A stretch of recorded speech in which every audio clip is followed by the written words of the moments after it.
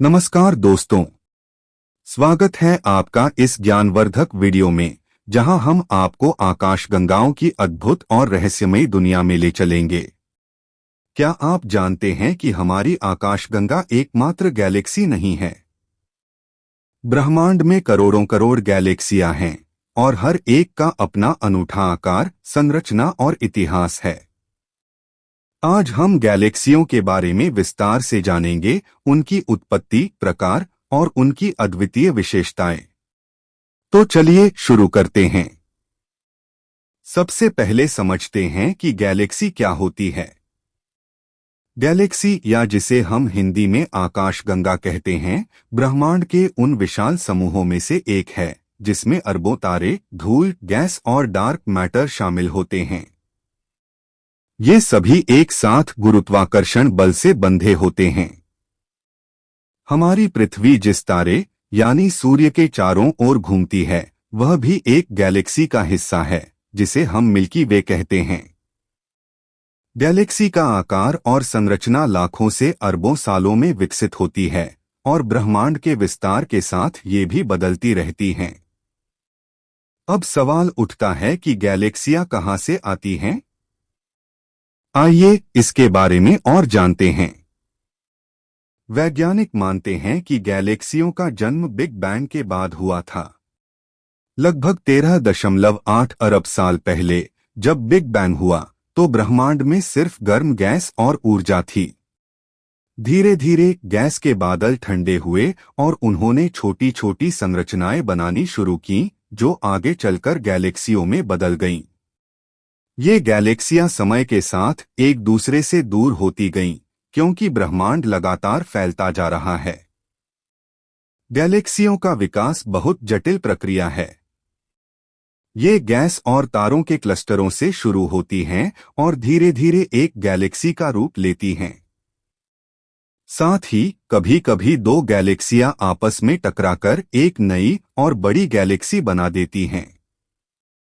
अब बात करते हैं गैलेक्सियों के विभिन्न प्रकारों की।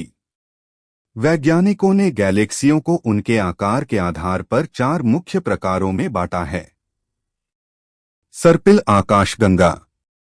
सर्पिल गैलेक्सी, जैसे हमारी मिल्की वे, सबसे ज्यादा पहचानी जाने वाली गैलेक्सी होती है।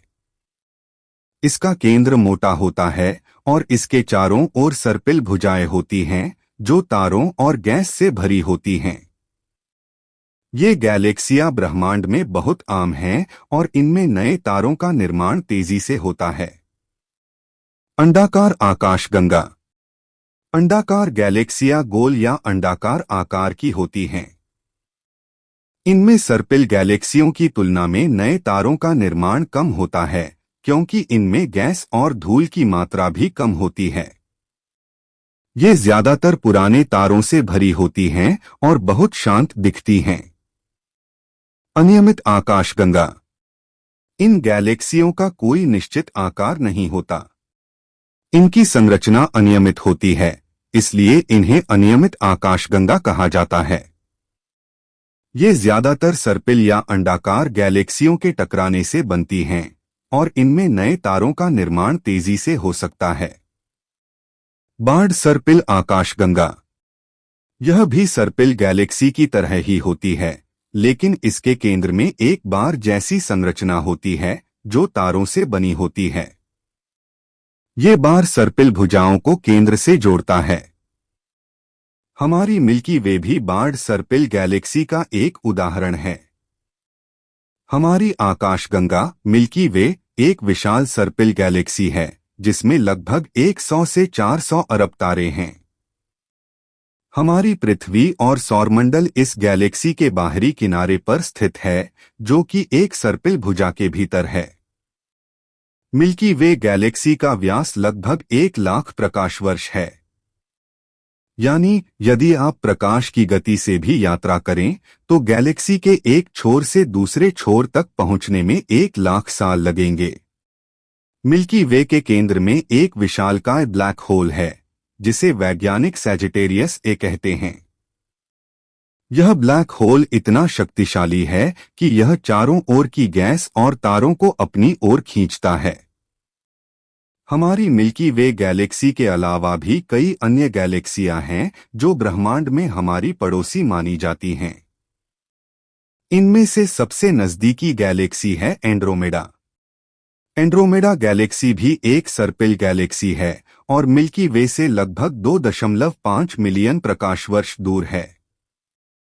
वैज्ञानिकों का मानना है कि मिल्की वे और एंड्रोमेडा गैलेक्सियां लगभग 4.5 अरब साल बाद आपस में टकरा सकती हैं और एक विशाल गैलेक्सी बना सकती हैं। गैलेक्सियां भी अकेले नहीं होती। वे समूहों में पाई जाती हैं जिन्हें गैलेक्सी क्लस्टर कहा जाता है। एक क्लस्टर में दर्जनों, सैकड़ों या हजारों गैलेक्सियां हो सकती हैं। हमारे मिल्की वे गैलेक्सी का हिस्सा लोकल ग्रुप नामक एक छोटे से गैलेक्सी क्लस्टर का है, जिसमें एंड्रोमेडा और अन्य छोटी गैलेक्सियां भी शामिल हैं।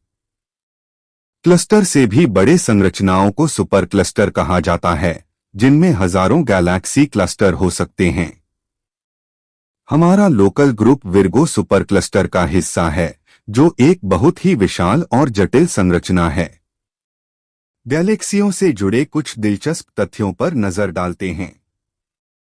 गैलेक्सियों के बीच की दूरी इतनी ज्यादा होती है कि प्रकाश को भी एक गैलेक्सी से दूसरी गैलेक्सी तक पहुंचने में लाखों साल लगते हैं। गैलेक्सी में मौजूद अधिकांश पदार्थ हमें दिखाई नहीं देता। यह डार्क मैटर के रूप में होता है, जो ब्रह्मांड में गुरुत्वाकर्षण बल को नियंत्रित करता है।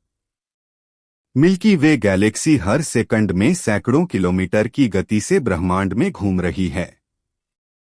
हमारी गैलेक्सी का केवल 10% ही हमें प्रकाश के रूप में दिखाई देता है, बाकी का हिस्सा डार्क मैटर और गैस के रूप में छिपा हुआ है।